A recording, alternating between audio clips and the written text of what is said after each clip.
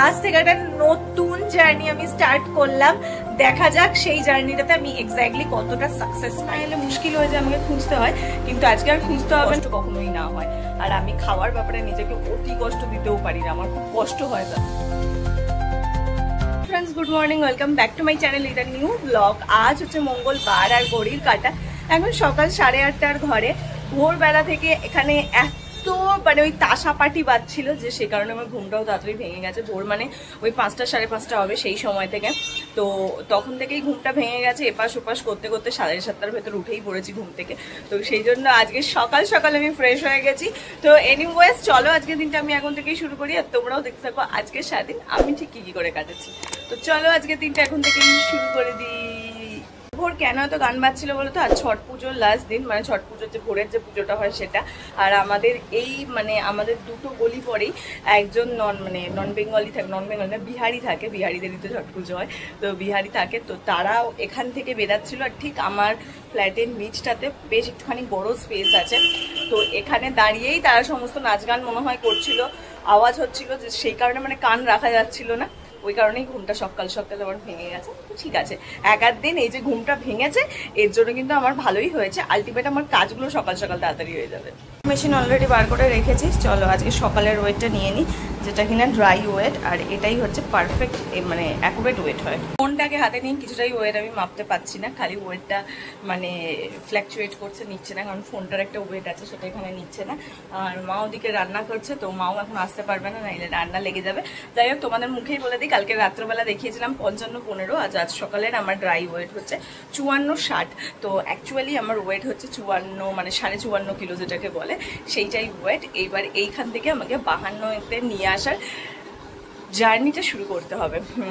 যে 54 kilo wait তো আমার বয়স অনুযায়ী, আমার হাইট অনুযায়ী একেবারে ঠিক নয়।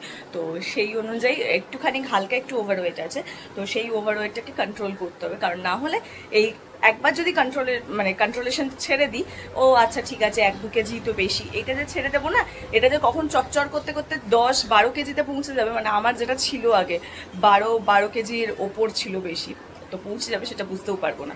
তো তার আগেই 2 কেজিতেই কন্ট্রোল করা উচিত, যাতে অতিরিক্ত কষ্ট কখনোই না হয়। আর আমি খাওয়ার ব্যাপারে নিজেকে অতি কষ্ট দিতেও পারি না, আমার খুব কষ্ট হয়। তাতে না করছো গো মাম? আর কি আজকে আমি কি খাবো? আমি রুটি খাবো।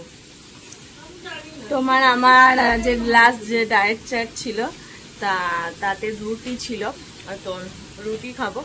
এটা 1 উইক কি 2 সপ্তাহ দেখি কতটা কি কমছে, ডাউন হচ্ছে, তারপর আর একটা ডায়েট চার্ট সেটা ফলো করবো। যদি না কমে তো কমে যাবে, এটাতে তো আগের বারে 4 কেজি মতন কমে গেছিলো, তোমার 4 কেজি তো লাগবে না, মোরালেস 2 কেজি কমলেই আমি খুশি। তো এটাকে স্ট্রিক্টলি মেনটেন করতে হবে দেখার জন্য। যাই হোক, এখানে এখন গরম গরম চা নিয়ে বসেছি, যেটা অনেকক্ষণ থেকে চেষ্টা করছি খাবার, কিন্তু করেই যাচ্ছি, খেতে আর পাচ্ছি না, কারণ গরম তো।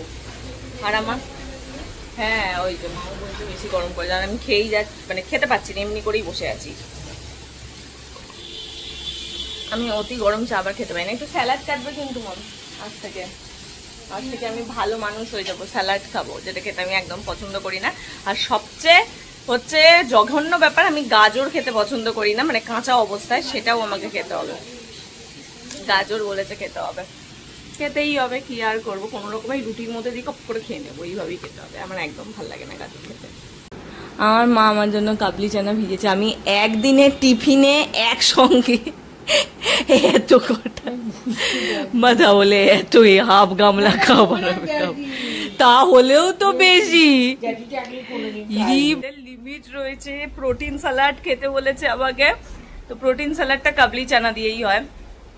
তো ওটা তো চিকেন স্যালাড, এটা প্রোটিন স্যালাড, তো কাবলি চানা দিয়ে এই স্যালাডটা খেতে বলেছে। আমার মা ভেবেছিল আজকে দেবে, কিন্তু শশা বাড়িতে আউট অফ স্টক হয়ে গেছে, শশা আর সামনের দোকানও নিয়ে আসেনি, তো সেই কারণে আজকে আর দিল না।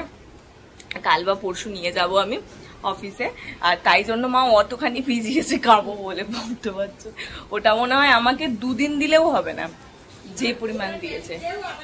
হ্যাঁ তাই তো বলছি, অতি এত ভিজিয়েছে, তা বলে একসঙ্গে অতখানি ভিজাবে?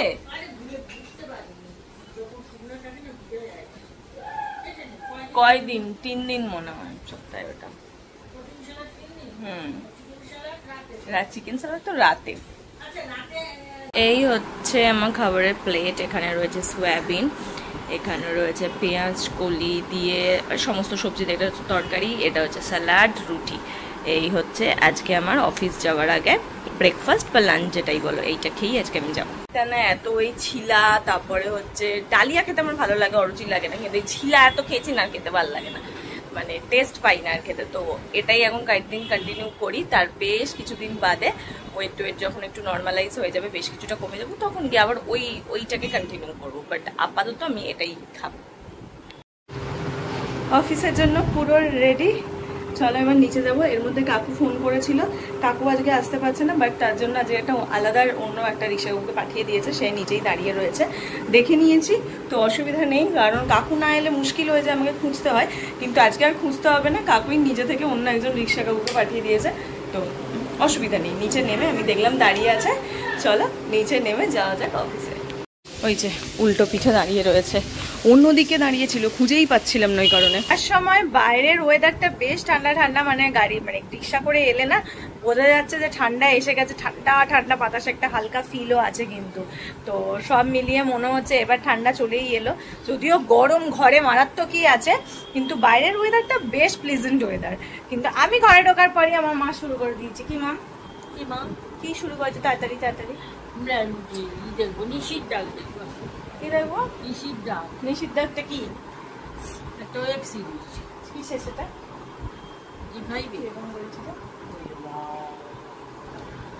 ভূতের দেখবো, ভূতের আজকে নিশির ডাকটা দেখবো ভাবছি। নিশিরই তো ডাক মনে হয়, তাই লেখা মনে আছে আমার সিরিজটা। আজকে ওইটা দেখবো, কালকেই ভেবে রেখেছি, তো তাড়াতাড়ি করে গিয়ে ফ্রেশ হই আর চালিয়ে বসি। কটা পার্ট আছে সেটা দেখতে হবে, বেশি পার্ট হলে আজকে তো আর হবে না, আবার কালকে দেখতে হবে। ফ্রেশ হয়ে ডিনার আমার কমপ্লিট হয়ে গেছে। আজকে ডিনারে আমি খেয়েছি নর্মাল স্যুপ, তো তোমাদেরকে আর দেখাইনি। আজ থেকে একটা নতুন জার্নি আমি স্টার্ট করলাম, দেখা যাক সেই জার্নিটাতে আমি এক্স্যাক্টলি কতটা সাকসেস পাই, সেইটা আজ থেকে শুরু হলো এই নিউ জার্নি আমার। তো সেই জন্য কি করবো বলো তো, স্যুপই খেয়েছি, এর আগেও তোমাদের বহুবার দেখিয়েছি, তো সেই কারণে তোমাদেরকে দেখালাম না। তো মোটামুটি আমার ডিনার হয়ে গেছে, 9টা বাজছে। এখন আমরা দেখবো হচ্ছে কোনো ভুতুরে সিনেমা। গোটা চারিপাশে জানলা দরজা বন্ধ করে এসি মেসি চালিয়ে দিয়েছি, যাতে গোটা ঘর অন্ধকার করে একটা ভূতের সিনেমা দেখে ভুতুরে ভুতুরে ফিল পেতে পারি। মা এসো গো, চালাবো না? কি বলছে শুনতে হচ্ছে? ওমা আমি চালাবো? হ্যাঁ হ্যাঁ ধুয়ে নাও, এসো। ঠিক আছে এসো, চলো আমি চালাই। অন তো করলাম, বাট 6খানা পার্ট আছে এটার মধ্যে, 6খানা পার্ট রয়েছে। তো আজকে তো কোনোভাবেই শেষ হবে না, আজকে খেয়ে টিভি চালাতে চালাতেই একটু লেট হয়ে গেল। তো ঠিক আছে আজকে চালাই, দেখি কতটা দেখতে পাই, তারপর বাদ বাকিটা না হয় কাল দেখবো। দেখেছো রিমোটও আমার কাজ করছে না, এই ব্যাটারি ডাউন হয়েছে মনে হচ্ছে। এই কি সিরিজ দেখলে মা? আজকে সিরিয়াল বলছি, শেষ হলো? ভেবেছিলাম ওইটা দেখবো, কিন্তু ওটা খুললোই না কেন কি জানি, কোনো প্রবলেম হচ্ছিল হয়তো। কাল ওটা দেখবো। আর আজ আমরা ইন্দুটা চালিয়েছিলাম। ইন্দুর ফার্স্ট পার্টটা না আমি যখন একদম যে বছর রিলিজ করেছিল ওই বছরই দেখেছিলাম, আমি ভুলে গেছি, মনে পড়ছে না এখন দেখতে গিয়ে। তো 3টে এপিসোড আছে, ফার্স্ট এপিসোডের সেকেন্ড পার্ট দেখলাম, এবার ঘুম ঘুম পাচ্ছে, ওই জন্য আর এনার্জি পেলাম না, না হলে হয়তো আরো একটা দেখে নেওয়া যেত, টাইম হতো আর কি দেখে নেওয়ার জন্য, কিন্তু ওই যে এনার্জিটা পাচ্ছি না, ওই জন্য শুয়ে পড়ি। হ্যাঁ ওইসব করতে করতে একটু দেরি হয়ে গেল। তো মায়ের জন্য চলে গেছে ওখানে বিছানা করতে, বিছানা ঝাড়াঝুড়ি করে বিছানা করবে, তারপরে যাই শুধু আমরা। আগে এমন ঝোড়ো হাওয়া উঠেছিল দেখো, চারিধারটা এরকম পাতায় পাতায় নোংরা ধুলো ভরে গেছে, কারণ এইদিকে জানলাটা আমরা খুলে রেখেছিলাম, মানে খোলাই তো থাকে, এই সমস্ত বাইরের পাতা, আমাদের এই গাছের পাতা সমস্ত কিছু জড়ো হয়েছে এই মেঝেটাতে এসে। এই রাত্রেবেলা কি মেঝে পরিষ্কার করা সম্ভব বলো তো? এখন ঘড়ির কাঁটা দেখো তো দেখি, 11:15 ঘরে, এখন যদি ঘরের অবস্থা এরকম হয় তাহলে কে পরিষ্কার করবে ঘরটা? এখন 11টার সময় যদি ঘর বাড়ি ঝাঁট দিতে হয় তাহলে কি রকম প্যাথেটিক ব্যাপার হয় বলো তো। তো থাক, এরকমই থাক। মা তো কাল ভোরবেলা উঠবেই, তখন উঠে ভালো করে ঝাঁটা দিয়ে পরিষ্কার করে মুছে টুছে নেবে, তখন একদম সুন্দরভাবে ক্লিন হয়ে যাবে। হঠাৎ করে কোথাও কিছু না, এমন ঝোড়ো হাওয়া উঠলো, জানলাম মানে এসিটাই চলছিল, তো আমি মাকে বললাম দূর এসিটা বন্ধ করে একটু জানলাটা খুলে দাও তো দেখি, ভাল লাগে না এই। আর ওয়েদারটা কি হয়েছে বলতে, এমন হয়েছে আমি বেশিক্ষণ এসির হাওয়াও নিতে পারছি না। আমার মনে হয় যেন গলায় আমার সমস্ত কিছু মানে এই ঠান্ডা কফ মনে হয় সব যেন গলায় আটকে যাচ্ছে, কথা বলতে কষ্ট হয়। তো ওই জন্য এসিটাকে বন্ধ করলাম, করে জানলা টালনা খুলে দিয়ে শুয়ে শুয়ে দেখছিলাম। তো এমন তার ঝোড়ো হাওয়া, তাদের ঘরের হচ্ছে এই অবস্থা। তো ওয়েদারটা কি খারাপ বুঝতে পারছো, কেন লোকের এত শরীর খারাপ, জ্বর সর্দি কাশি হবে না, এইটাই হচ্ছে তার একমাত্র রিজন। এক্ষুনি গরম দরদরিয়ে ঘামছি, তারপর ওক্ষুনি এরকম ঝোড়ো হাওয়া, ঝিরঝিরানি বৃষ্টি, যার জন্য চারিপাশ এরকম হয়ে যাচ্ছে।